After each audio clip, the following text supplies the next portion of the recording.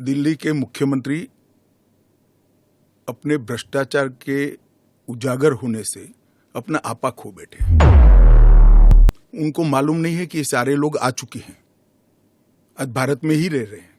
सिर्फ इनको अधिकार नहीं मिला है, वो अधिकार देने की बात है। 2014 तक जो आ गए इनको नागरिकता देनी है। और इतनी ही चिंता है तो वो क्यों बांग्लादेशी घुसपैठियों की बात नहीं करते हैं, रोहिंग्यास का विरोध क्यों नहीं करते हैं? क्योंकि वो वोट बैंक की पॉलिटिक्स कर रहे हैं। दिल्ली के चुनाव उनके लिए लोहे के चने चबाने जैसे हैं, इसलिए वोट बैंक की पॉलिटिक्स कर रहे हैं। नौकरी का कहां सवाल है, वो ऑलरेडी यहां है। और बांग्लादेशी नौकरी का अधिकार नहीं मार रहे हैं क्या? रोहिंग्यास नहीं मार रहे हैं? इनके लिए तो आप कभी नहीं बोले भाई। सिर्फ जो हिंदू शरणार्थी आए हैं, जो बौद्ध शरणार्थी आए, जो जैन, पारसी और क्रिश्चियन शरणार्थी, इसी का विरोध कर रहे हैं। वो यही कह रहे हैं कि आप अपने नागरिकों को नौकरी नहीं दे पा रहे हैं और इनको आप स्मिता जी वो पार्टीशन के बैकग्राउंड को भूल गई हैं। शायद उनको जो निराश्रित आए थे, जो रेफ्यूजीज आए थे, इनके परिवार के साथ एक चाय पीनी चाहिए। अरबों खरबों रुपए की संपत्ति छोड़कर रेफ्यूजी बनकर यहां आए थे, दिल्ली के बाजार में सब्जियों की दुकान लगाई थी। मोदी जी ने विभाजन की विभीषिका का दिन मनाकर उसको हिस्ट्री का हिस्सा बनाया है। इन लोगों के मन में संवेदना नहीं है, वो समझते नहीं है वहां धर्म के आधार पर इनके परिवार की महिलाओं का गौरव छीना जाए, अपमानित किया जाए, क्या करेंगे वो? इनकी वेदना हम भी नहीं सुनेंगे। 50 में आ गए, 60 में आ गए, 70 में आ गए, 80 में आ गए, आज भी नागरिकता नहीं है। बच्चों को अस्पताल में दाखला नहीं मिलता है, ढंग की नौकरी नहीं मिलती है, छुट भैया नौकरी करते हैं, अपने नाम से प्रॉपर्टी नहीं ले सकते हैं, मतदान नहीं कर सकते हैं। क्यों? क्या गुनाह है उनका? विभाजन का फैसला उन्होंने नहीं किया था, कांग्रेस पार्टी ने किया था। और उस वक्त सब ने कहा था कि जो आएंगे उसको हम नागरिकता देंगे। अब अपने वादे से मुकर जाना, मैं मानता हूं कि हमें तो कम से कम मंजूर नहीं है। इनकी संवेदनाओं को भारतीय जनता पार्टी भी महसूस करती है, इस देश के प्रधानमंत्री भी महसूस करते हैं, और हम मानते हैं कि इनकी ये 75 साल की वेदनाओं का अंत कभी न कभी आना चाहिए और ये चुनाव के पहले आ जाए।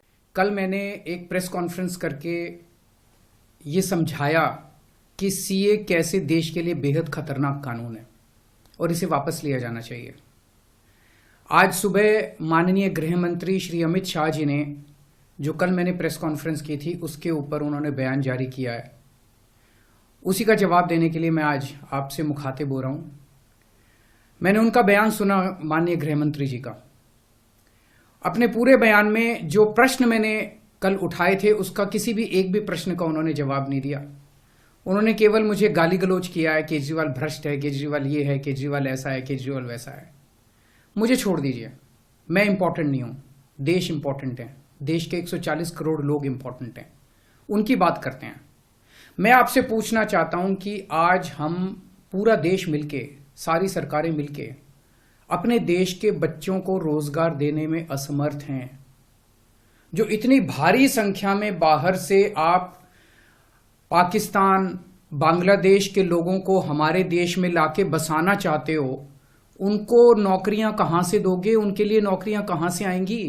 पहले अपने बच्चों के लिए तो नौकरी का इंतजाम कर लो।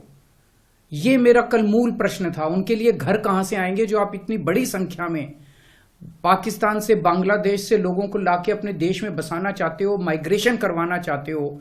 वो उनके लिए घर, उनके लिए नौकरियां, उनके लिए संसाधन कहां से आएंगे? अपने देश में इतनी गरीबी है, अपने देश में ऑलरेडी लोगों के पास नौकरियां नहीं है, घर नहीं है, उनको कहां से लाके बसाओगे? आजादी के बाद काफी बड़े स्तर के ऊपर माइग्रेशन हुआ था। बहुत सारे लोग भारत से पाकिस्तान और बांग्लादेश गए थे और बहुत सारे लोग वहां से इधर आए थे। अब जो ये माइग्रेशन इस सीए की वजह से होने वाला है, ये उससे कहीं ज्यादा बड़ा माइग्रेशन होने वाला है।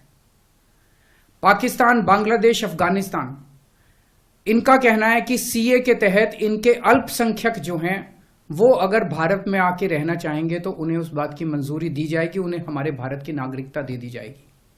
इन तीनों देशों में मिलाके लगभग 2.5 से 3 करोड़ अल्पसंख्यक रहते हैं। पाकिस्तान, बांग्लादेश और अफगानिस्तान में मिला के लगभग 2.5 से 3 करोड़ अल्पसंख्यक रहते हैं। वहां बहुत गरीबी है, उनके पास रोजगार नहीं है। भारत में आना और भारत की नागरिकता मिलना उनके लिए तो बहुत बड़े सपने की तरह है। और अगर हमने भारत के दरवाजे खोल दिए, इतनी बड़ी संख्या में लोग आने वाले हैं जिसकी हम कल्पना भी नहीं कर सकते। इन 2.5-3 करोड़ लोगों में से अगर 1-1.5 करोड़ लोग भी आ गए तो कहां बसाया जाएगा उनको, क्या करेंगे उनका? ये मेरा